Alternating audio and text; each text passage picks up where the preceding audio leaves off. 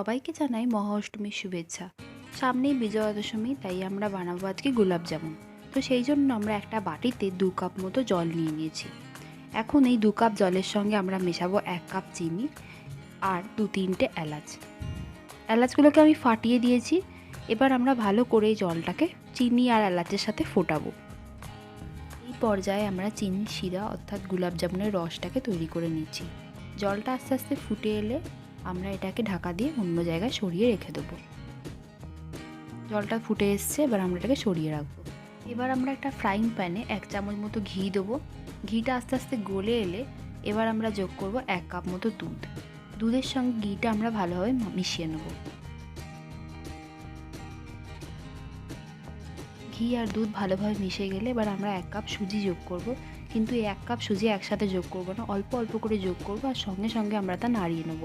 একসাথে যদি সুজি যোগ করি তাহলে কিন্তু দলা পেকে যাবে, তাই সেক্ষেত্রে প্রবলেম হতে পারে। সেই জন্য আমরা 1 কাপ সুজিকে আস্তে আস্তে যোগ করব আর সঙ্গে সঙ্গে নাড়িয়ে নেব।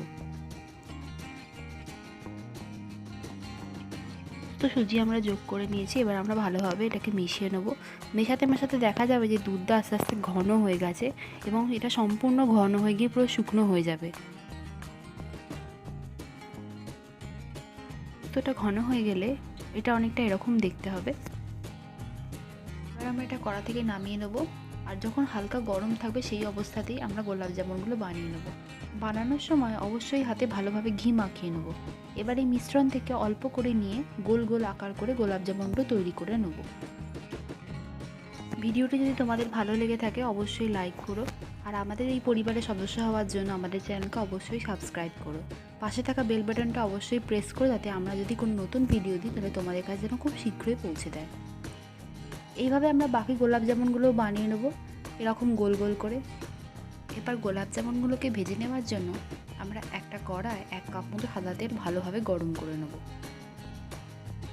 এবার আস্তে আস্তে গোলাপ জামুনগুলো ছেড়ে দেবো তেল গরম হলে।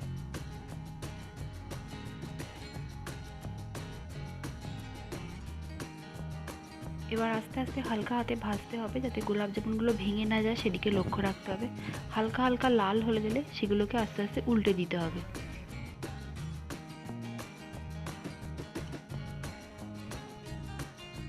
এই অবস্থায় গ্যাসের ফ্লেমকে মিডিয়াম রাখতে হবে।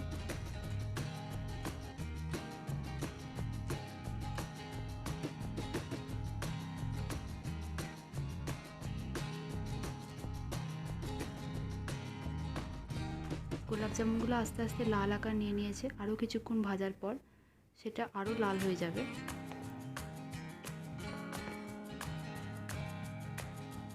প্রায় 5 মিনিট ভাজার পর সেটা প্রায় ঘন লাল আকার নিয়ে নিয়েছে। আরও কিছুক্ষণ ভেজে আমরা এগুলো গ্যাস থেকে সরিয়ে নেব।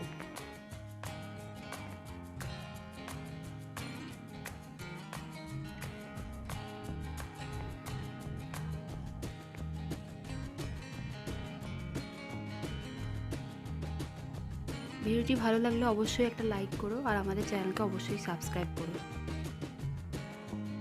প্রায় রেডি। এবার আমরা এগুলোকে কড়া থেকে নিয়ে সোজা চিনি শরবতে ডুবিয়ে দেবো।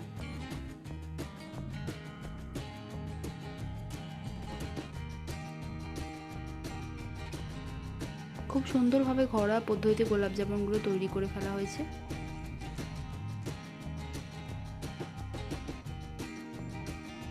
এবার আমরা ভেঙে দেখাবো এটা দেখতে আসলে কেমন হয়েছে।